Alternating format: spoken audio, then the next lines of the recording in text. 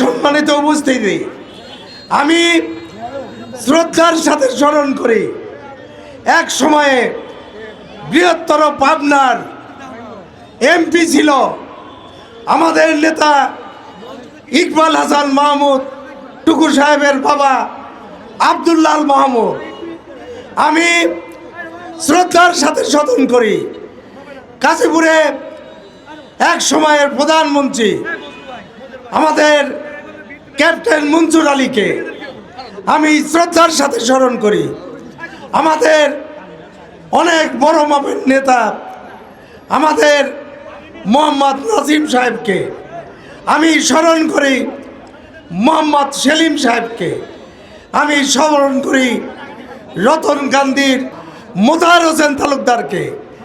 সেই সাথে আমি স্মরণ করি গাজীপুর উপজেলায় যারা বিএনপিকে প্রতিষ্ঠিত করেছে আমার বাবা মরহুম আফজাল হোসেন সরকার।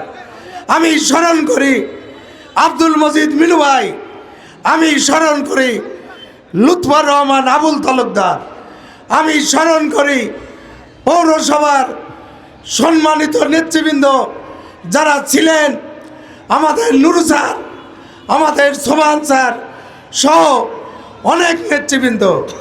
আজকে আমাদের খুদবান্দির আজিজ ভাই, মানিক পটলের আজিজ ভাই, এইরকম অনেক নেতৃবৃন্দ গাজীপুরে জন্ম হয়েছিল। আজকে সবার আত্মার শান্তি কামনা করি, দোয়া করি আল্লাহ সবাইকে বেহেশত নসিব করুক। আমাদের রাজনীতি, আমাদের উত্তরসূরি যাদের নাম বললাম তাদের পথ ধরে চলতে চাই। আমরা তাদের দোয়ায় এই গাজীপুরটাকে আমরা সুন্দর গাজীপুর করতে চাই। আজকে বলতে দ্বিধা নাই, আমরা অনেকেই অনেক রকম কথা বলে।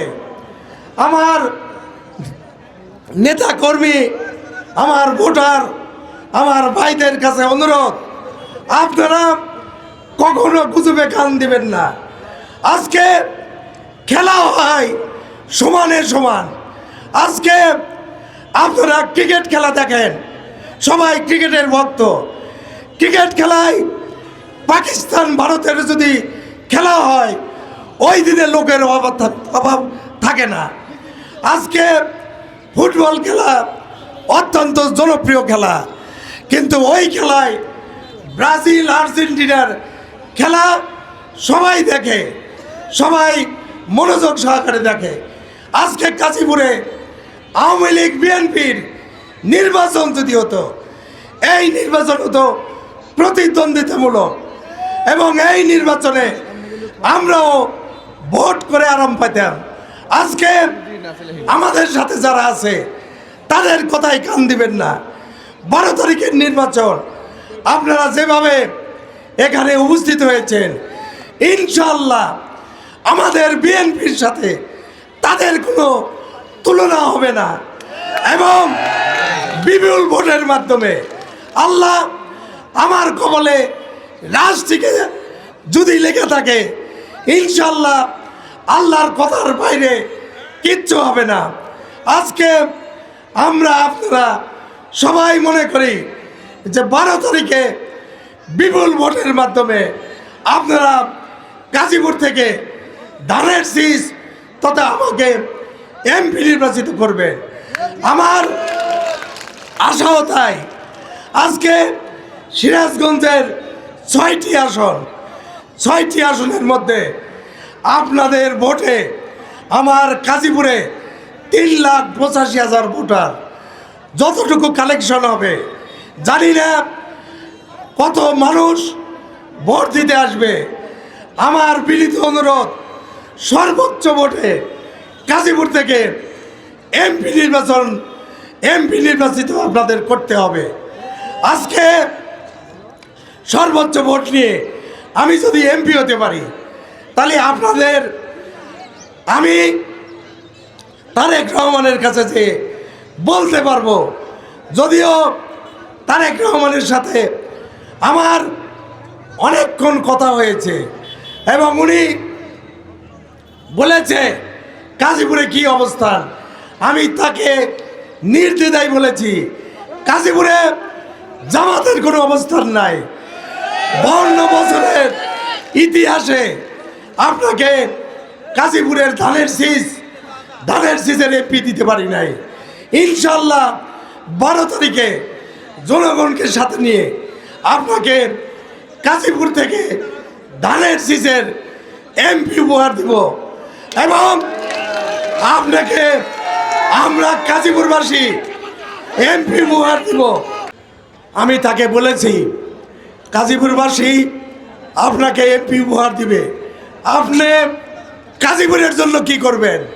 উনি আমাকে কথা দিয়েছে সেলিম সাহেব এমপি নিয়ে এসেন গাজীপুর, আমার গাজীপুর আমি আপনার কাছে ঘোষণা দিলাম গাজীপুরের সমস্ত উন্নয়ন ইনশাল্লাহ বিএনপি ক্ষমতায় যাবে এবং ওনার মাধ্যমে গাজীপুরের উন্নয়ন হবে।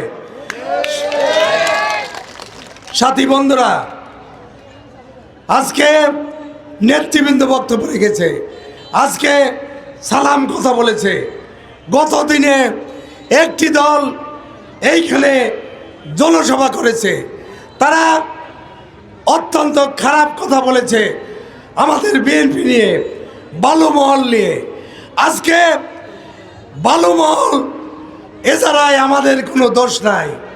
আজকে সরকারিভাবে বালুমহল এছাড়া হয় এবং টেন্ডারের মাধ্যমে ওইখানে টাকা দিতে হয়, যে টেন্ডার আমরা গাজীপুরবাসীও দিয়ে নেই।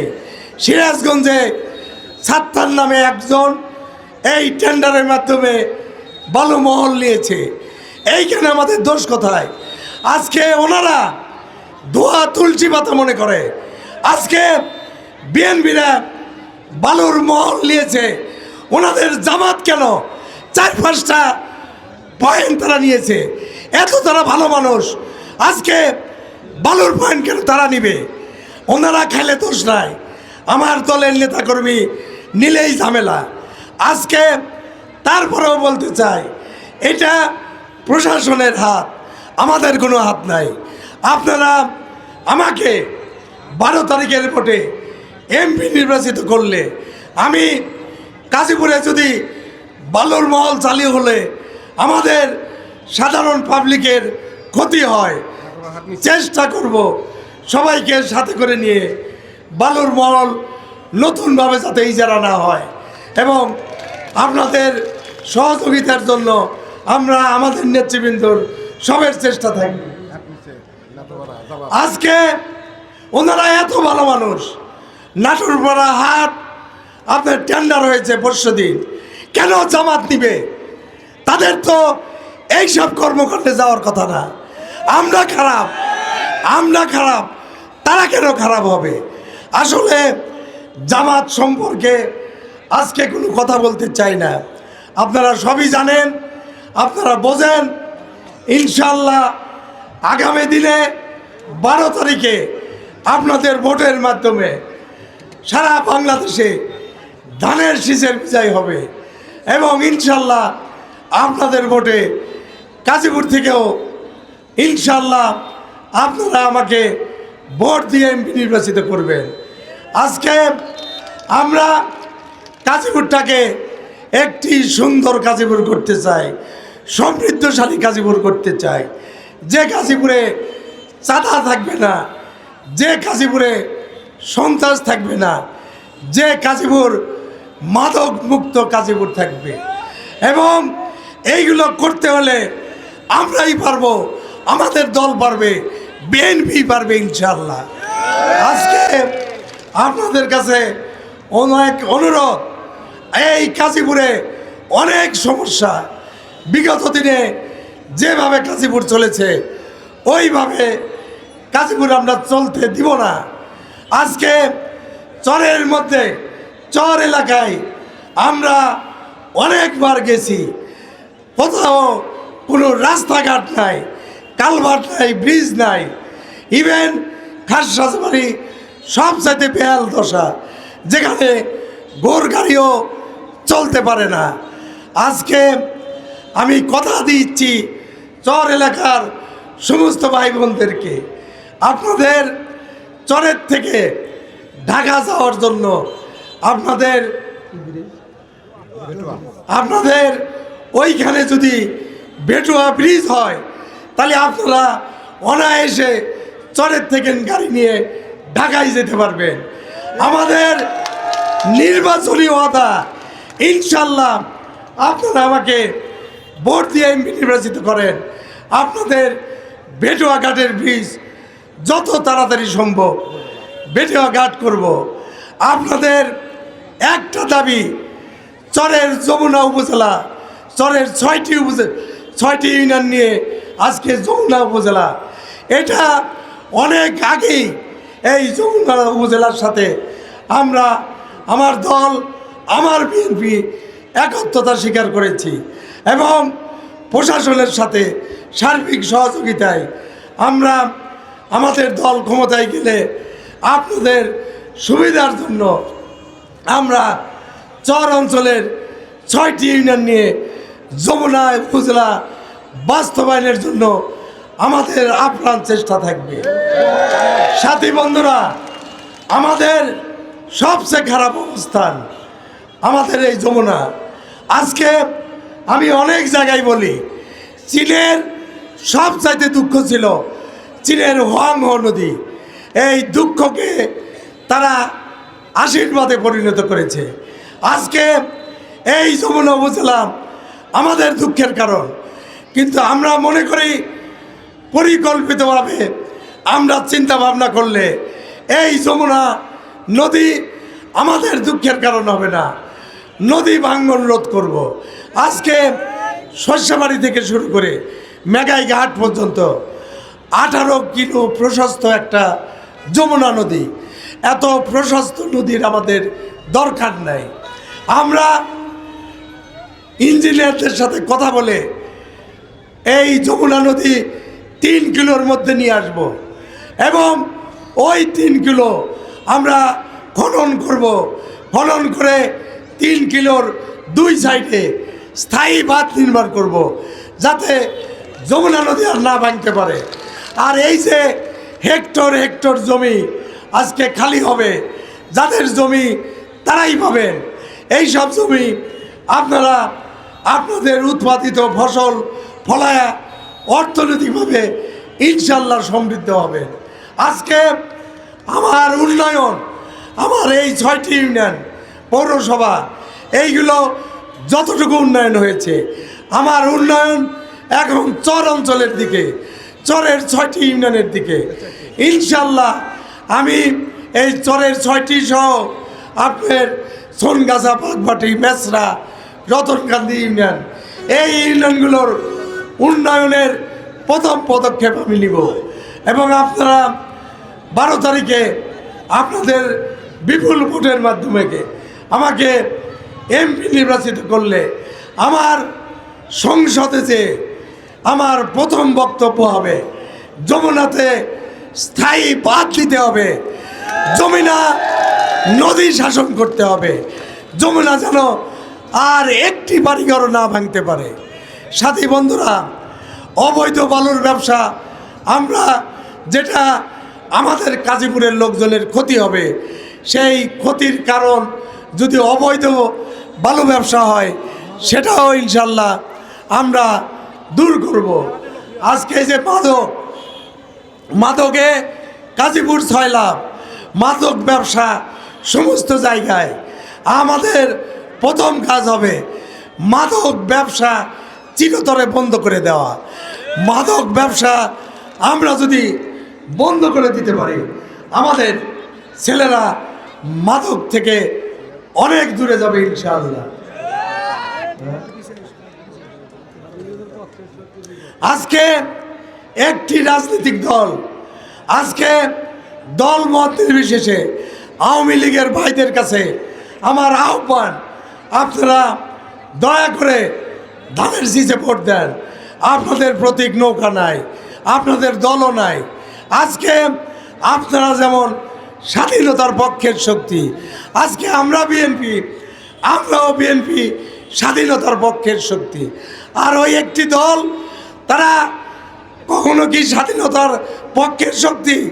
তারা বাংলাদেশ স্বাধীন হোক, তারা সেটা চায় নাই। আজকে ৭১-এর স্বাধীনতার বিরুদ্ধে তাদের ভূমিকা, ৪৭-এর দেশ বিভাগের বিরুদ্ধে তাদের ভূমিকা, ৫২-র ভাষা আন্দোলনের বিরুদ্ধে তাদের ভূমিকা। আমি আপনাদের কাছে অনুরোধ রাখবো, আওয়ামী লীগের ভাইদের কাছে অনুরোধ রাখবো, দয়া করে আপনারা স্বাধীনতার বিপক্ষের শক্তিকে কখনো ভোট দিবেন না, কখনো সামনে নিয়ে আসবেন না।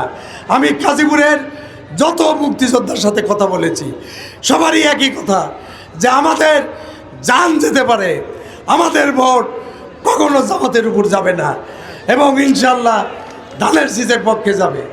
আমি সময় নিব না, তারেক রহমানের ৩১ দফা সালাম বলেছে, এইগুলোতেও যাব না। আজকে রাজনৈতিক বক্তব্য দিব না। আজকে ১২ তারিখের ভোট। আমার এই দলীয় নেতাকর্মীর কাছে, ভোটারদের কাছে অনুরোধ, আপনারা ফজরের নামাজ পড়ে ভোট সেন্টারে যান। আজকে খালি কলসি বাজে বেশি। আজকে জামাতের চিন্তা ভাবনা, কোথাও তাদের ভোট নাই। আজকে তারা বিভিন্ন সেন্টারে অহেতুক গোলমাল করে ভোট বন্ধ করে দিতে পারে। আমাদের নেতাকর্মীদের কাছে অনুরোধ, তাদের ফাঁদে পা দিবেন না, তাদের অন্যায় কোনোরকম ধ্বংসাত্মক কাজে আপনারা প্রতিবাদ করবেন না। আমাদের জয় যেহেতু অবশ্যম্ভাবী, কাজেই আমাদের মাথা ঠান্ডা রাখবেন। ভোট সেন্টারে কোনো অবস্থাতেই গোলমাল করতে যাবেন না এবং এই ভোট সেন্টারে সকাল থেকে 4:30 পর্যন্ত উপস্থিত থাকবেন। এজেন্ট যারা, তাদেরকে ভোট গণনা করে কাগজে লিখে প্রিজাইডিং অফিসারের সই নিয়ে তারপরে সেন্টার ত্যাগ করবেন। আজকে গাজীপুরের অনেক জায়গার থেকে আমাকে রিং দেয়, ভোট গণনা নাকি 3 দিন পরে হবে। এটাও একটা গুজব, এটা হলো জামাতের গুজব। তারা এই গুজব করে যে ভোট 3 দিন পরে গণনা হবে, গুনলে তো জামাত পাবে। আসলে ভাই 3 দিন কেন, ভোটের অবস্থান ওই দিনই গণনা দিতে হবে। গণনা না দিলে আপনারা ছাড়বেন কেন? আজকে প্রশাসনের কাছেও আমাদের অনুরোধ থাকবে, আমাদের শক্ত অবস্থানে যেতে দিয়েন না। আমরা চাই সুন্দর সুষ্ঠু পরিবেশে ভোট হোক এবং আমরা চাই জনগণ যাকে ভোট দিবে আমরা সেটা মাথা পেতে নিব।